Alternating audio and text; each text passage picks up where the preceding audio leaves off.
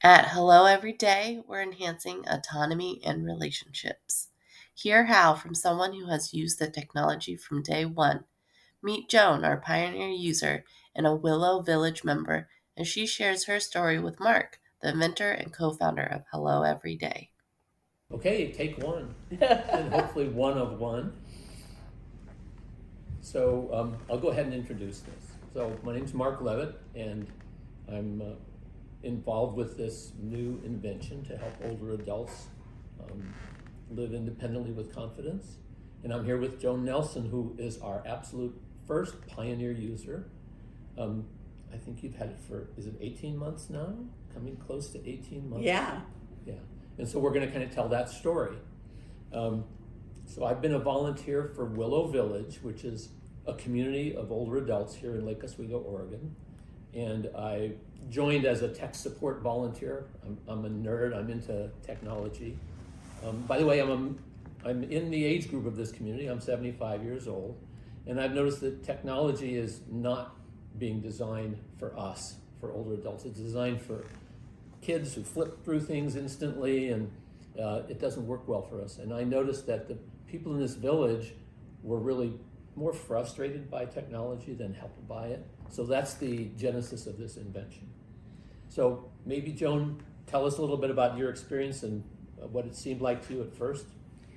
Well, I think we should start with, in our village, there was a person, a member, who was athletic and wonderful and active and hiked and younger than most of us. And she had a medical incident, and she was in her house for 2 days before anyone found her. And ultimately, she did not make it through.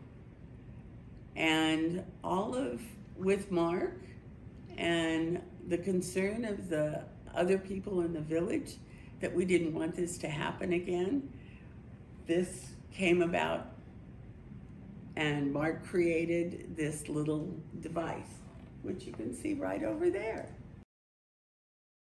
And what that device does is it notifies the village once a day that I've been up and moving before 12:30 in the afternoon.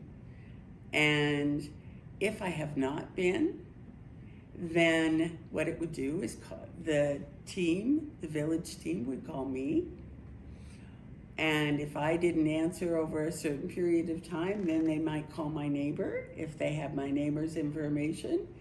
And if they didn't answer, they'd call my emergency contact. This is not a medical device. It's not there to serve medical, but it lets people know that you're okay, and it lets people know if you need some assistance. And for me, I've been single my whole life, and although not all days do I feel old, it is just this background comfort. And starting the project, we had a bunch of villagers get together and work with Mark to figure out, we didn't want it to be intrusive. We didn't want it to be collecting data that wasn't necessary. And it does those things. It's just a very quiet background that I know that either somebody knows I'm okay or somebody knows that something's wrong. And once a day, that's it. And it's just a quiet comfort that I really appreciate. Being a single person, I probably could have used it when I was younger. And the second part of this, and the team really talked to Mark about what they wanted to see, what they didn't want in terms of evasion. And as the first member, I have a cat, and that's a cat tree. And his tail goes up like this, and it does not set it off. Mark has worked to deal with my cat, and I have a dog, and he has a big dog. Animals do not set this off. It's a human being detective. All right. So, and then with this is some software that in our village of members, it connects us. And his picture comes up and his phone number, and all I have to do is push the little doohickey on the app and it will call Mark. Or I can text Mark. The software also manages the daily notices that I'm okay. The pictures we found with our group, that lots of times some of us don't remember names. So the pictures help us identify. Oh, we saw that person at coffee and I told her I was going to do something, and there we go. That's one of the most embarrassing things for me as I've gotten older, is when I can't connect a face to a name and they think I don't like them or I'm antisocial. So I was really happy to include the pictures in there, because before we have a coffee, I go like this to make sure I know everybody's first name. I've told you my secret. I mean, every day we're hearing about hackers finding ways to get to your camera or the microphone on your phone and spy on you. And one of my passions is that technology should be serving and delighting us, older adults, not frustrating us or spying on us or spamming us or scamming us. And so immediately decided I didn't want to have a camera or a microphone. Was able to use some technology that used to be very expensive. It's basically like radar. It's when you go to the supermarket and the door is open automatically, it's that technology that sees you with a radio signal, not with a camera. And that's gotten inexpensive enough to put in a little gadget like that now, and small enough. So that was the reason for the design. I think one of the things I'm hoping is that you'll tell them a little bit about the village, because they may be thinking of a village as like a real estate development, and our village is not that. Maybe tell them a little bit about the village movement. Okay, the village movement started in Boston almost 30 years ago. And what it is was a group of older people got together and realized that as we get older, sometimes we need help.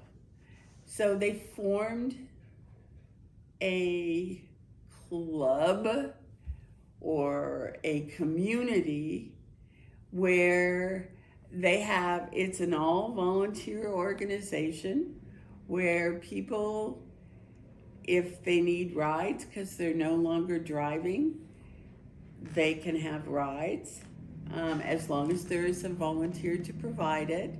If they need somebody to come visit them or screw in a light bulb or help them with their computer or their phone. Help them with their computer or their phone, or go to coffee with. And all of these things, our village in Lake Oswego opened like 30 days before COVID. And we had to find a way to survive, and we found ways. We were online and did Zooms. We would show up at people's doors, not go in their houses, and drop off little packages to say, hi, we're from your village, we're thinking about you, call us if you have a problem.